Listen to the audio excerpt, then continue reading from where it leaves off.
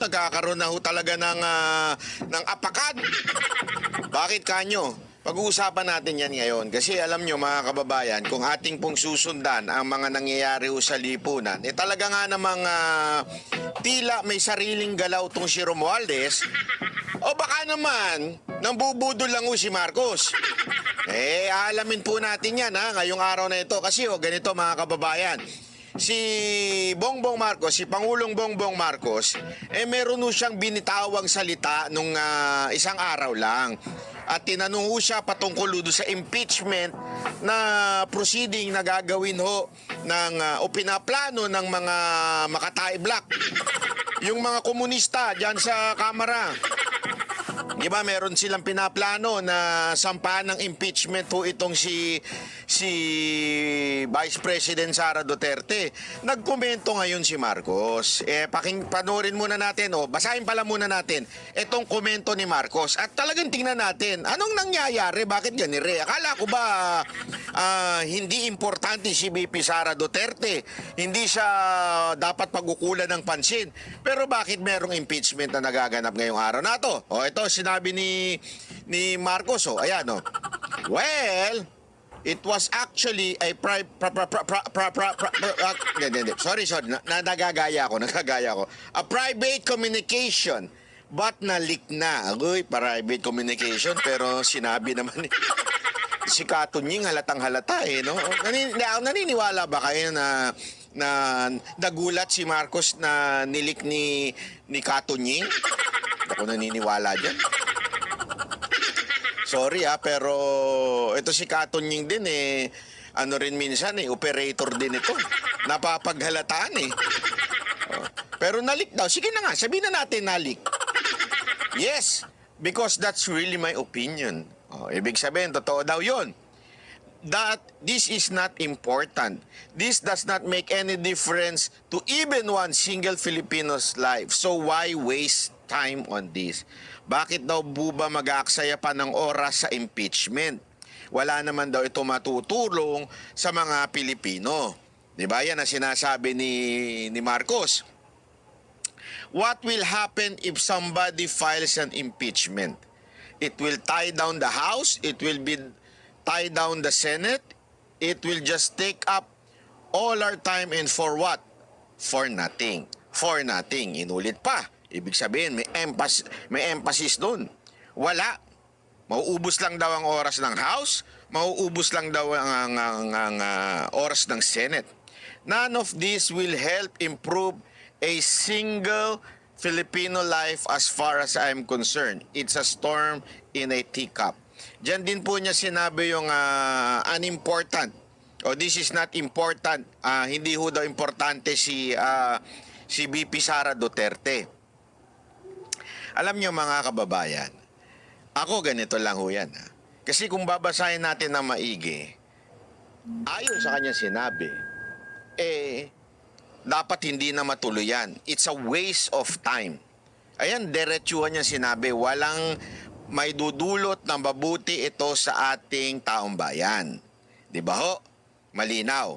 Pero sa kabilang dako naman, mga kababayan, hindi mo pwede may pagkaila ng House of Representative ayon sa kasaysayan ay hindi gagalaw ng walang dikta ng Pangulo.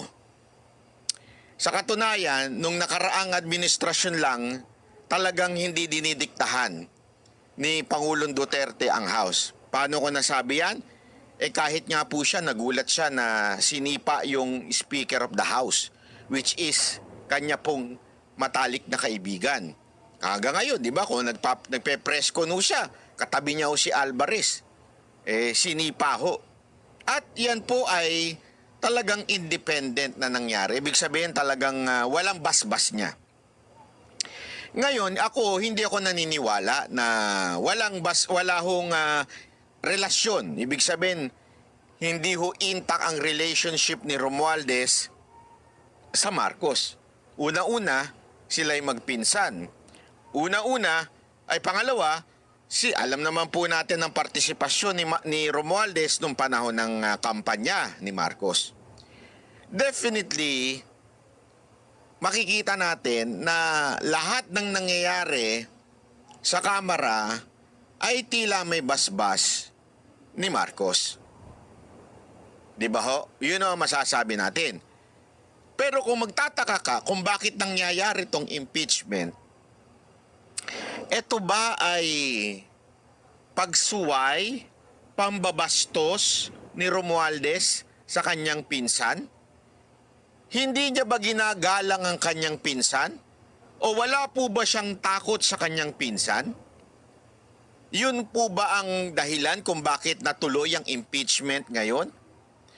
Baka sabihin nung iba, hindi pa naman tuloy yan. Nag-file pa lang naman yung makatae. Yung mga progresibong grupo. Kasi ngayon, ang nag-file yan, iba't ibang grupo di ba? Pero kitang-kita naman po natin. Eto may papakita lang ako sa inyong bahagi na kung saan halatang inaalalayan ng pamunuan ng Kamara itong mga progresibong grupo na ito pagdating sa pag-file. Yung optics inaalagaan Inaalagaan ng Sergeant at Arms ng Kamara, which is, alam naman po natin, ang boss niyan si Romualdez. Papakita lang po ako sa inyong video Ito, panoorin nyo ito tingnan niyo. Formal lang. Hindi po pala yan. Ito pala. Sorry naman. Ito. Asa na yan ito. And Yan. every women civil society. Nakikita nyo sa kanan. Ito po yung mga nag-file. Nasa kanan. Pinangungunahan ng isang si Junel.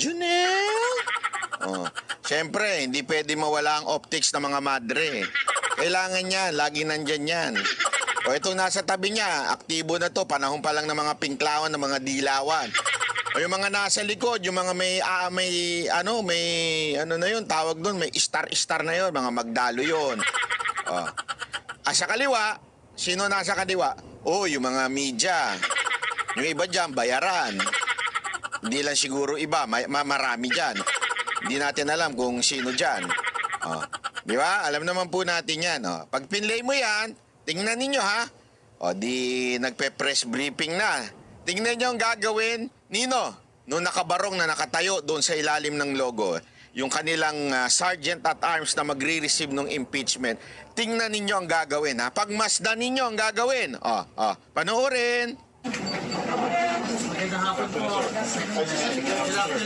Salamat po. Yan na, biglang lights, camera, action. Magandang hapon po. Ayan na, biglang napangitisik. Yung una, wala pa.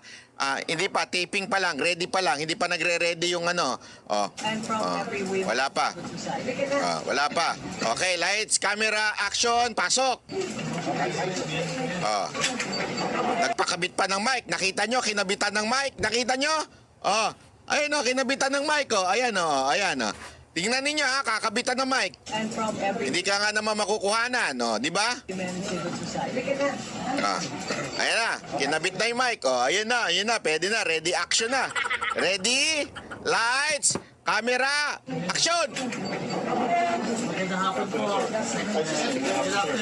Salamat po. Kasama ko po yung mga containers po natin from various sectors para po sumite ang kanila po ng Ano sabi? Sabi ng Sergeant at Arms, sandali, hindi maganda dyan. Dito na lang tayo sa may logo ng House of Representatives para mas maganda ang kuha, ayan, kaya sila lumipat. Di ba? Di ba? Talagang alalay na alalay si Sir. Di ba? Todo ang alalay niya sa grupo. Alam na this. Ano yan? Sabi niya, dali. Hindi maganda ang cinematography dyan. Kailangan lumipat kayo. para po sumite ang kanila po ng Dito na lang tayo siguro. Para may shield daw, di ba? Alagang-alaga. Sir, alagang-alaga mo yung mga bata. Gago! Ano meron? Bakit alagang-alaga? Kailangan maganda optics? O sige, tuloy. Sige na, abot na. Abot na. Verified complaint Ah. impeachment signed by 17. 17. Talaga. Pag si Dilima nagsalita, alam mo na kagad, eh, no? 17 files by 17. Duly verified. O yan, picturean nyo kasi maganda yung optics dyan. Nasa ilalim daw ng seal.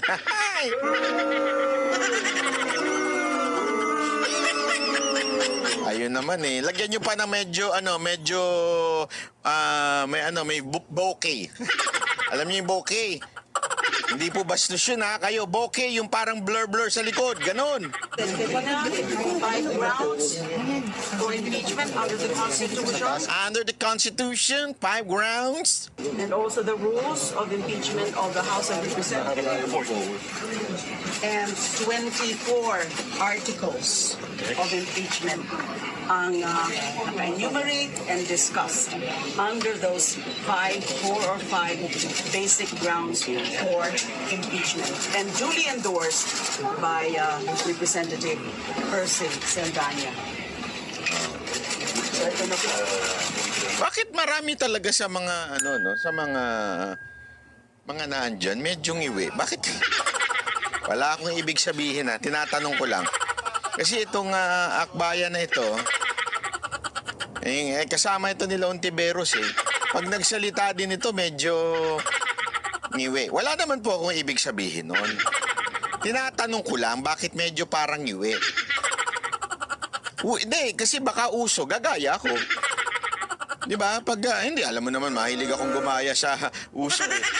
Gagayain ko, ititiktok ko rin. Nabasa ko na po kanina. Yung mga complainants kanina. As assisted. Baka po ulitin lang po natin. Nakatayo naman po dito sa harapan ng complainants. Pakilala na lang po muli tayo. Simulan Yan, ulit. Lights, camera, action ulit. O, di ba? So, ulit, kuha uli ng camera. Kakaiba talaga. Iba kayo. At syempre, mga kababayan, alagang-alaga po sila ng Sergeant at Arms ni Romualdez.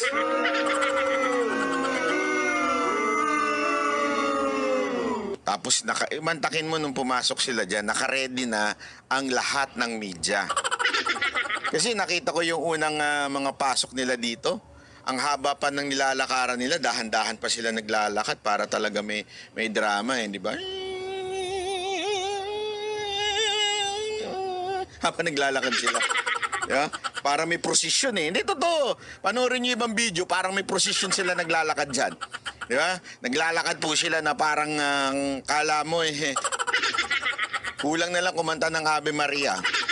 Hindi ko po binabasos pero kasi ganun yun paglalakad nila eh. Kasi may madre. O, di ba? Walang biro. Panoorin niyo ibang video. So, ganyan ang datingan niya, no? Anyway, ito, panoorin nga natin yung balita mismo na yan, ha? Ito. Formal nang naghain ng reklamo ang ilang sibilyang grupo para patalsikin sa pwesto o ipa-impeach si Vice President Sara Duterte. Dumating sa Kamara ang mga grupo kasama si dating Senadora Laila De Lima para ito sa mga aligasyon ng umano'y grave misconduct. Bakit wala na si Trillanes? Napahiya na po ba siya? Hindi, tatanong ko lang kasi nandyan yung mga kasamahan niya, Magdalo. Pero bakit hindi na siya? Nakakapagtaka kasi sobrang epal at bida-bida dun eh. Laging nandyan yan eh. Ayan ang pinakamahilig magsampa ng kaso, kaliwat kanan, nagsasampa ng kaso yan eh. Bakit this time wala siya? Baka matanong siya. Baka matanong siya tungkol sa sinabi ng AMLAC. Hindi niya masasagot yun kasi sinabi ng AMLAC, di ba? Ano sabi? Hindi po kami nagbigay ng data. Hindi po galing sa amin yung data. Nakiniklaim ni Trillanes kanila galing. Napahiya ho si Trillanes doon. Di ba? Ewan ko, yung kaya ang dahilan kung bakit hindi na nagpunta dyan si Trillanes para hindi na ho siya matanong. Imposible naman hindi niya kailangan ng media mileage. Kailangan niya yun kasi kulelat siya sa Caloocan eh. Hindi, totoo. Ayan, kung ako nga sa kanya, may suggestion ako kay Trillanes. Ako, ito, di ba, ang dami namang mga vlogger dyan. Yung mga vlogger ni Trillanes na kilalang mga bayaran, yung mga, hindi ko sinasabi binabayaran ni Trillanes, ha? Pero yung mga nagpo-promote kay Trillanes, mga kilalang bayarang vlogger yan, eh. Turuan nyo naman ang tama si Trillanes. Ako na lang magtuturo, libre, walang bayad. Kung ako sa inyo, ilagay nyo dito, gumawa kayo ng t-shirt. Para tong t-shirt ko, di ba? Ang ganda ng t-shirt ko. I am not a Filipino for nothing. Ganda, di ba? Di ba? Mura-mura lang yan, bili ko sa TikTok yan. Kung gusto nyo nitong t-shirt ko, nasa TikTok yan. Dapat pala mag-TikTok affiliate ako dyan. Parang kursunada ko yun, ha? Hindi. Anyway, di ba? Ayan po, di ba? Ayan ang ating t-shirt. I am not a Filipino for nothing. Dapat, si Trillanes may t-shirt din. Trillanes, taga-Caloocan ako.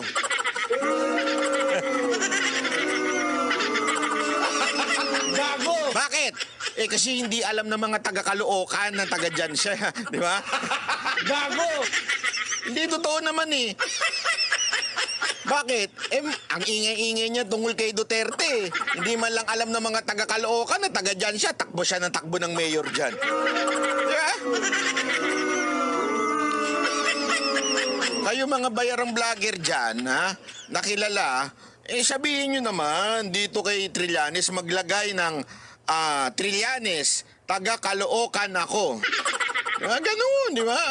Para naman makilala siyang taga-Caloocan. Hinaan nyo naman eh. Nakikilala lang kasi si Trillanes bilang bitter kay Duterte. Nakikilala lang siya bilang pikuntalo kay Duterte. Diba? Pagawa kayo ng t-shirt, lagay nyo yung taga-Caloocan ako. Diba? Anyway, tuloy. Conduct, korupsyon. Ayan hindi ko maintindihan bakit si Sir ngiwi din. Hindi ko alam. Dali, linawin ko lang na maigi mga kababayan, ha. Concern ako. Hindi po ako nanlalait. Concern po kasi, alam mo, pag tumatanda ka talaga, nabubungi ka eh.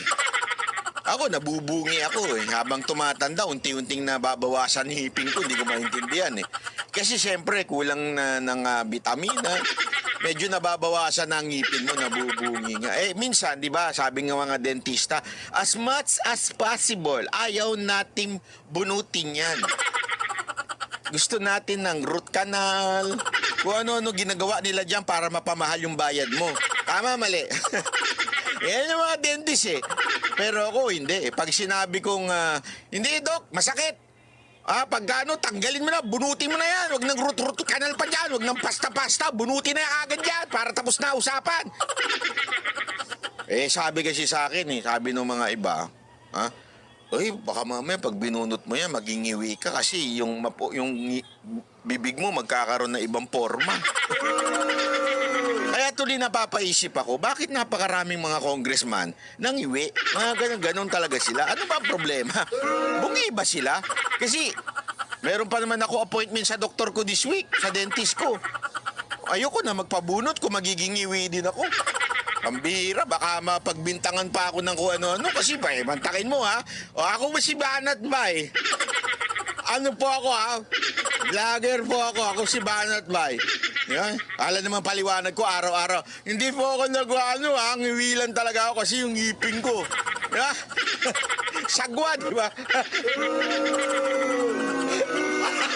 Gago! Hindi, kaya ako, very concerned ako dun sa mga ngiwi.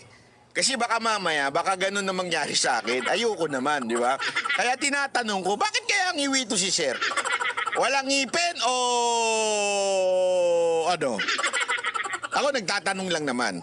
Bribery at iba pang paglabag sa konstitusyon. Inendorso na rin daw ito ni Akbayan Party List Representative Percy Sendanya. Ayan ha. So,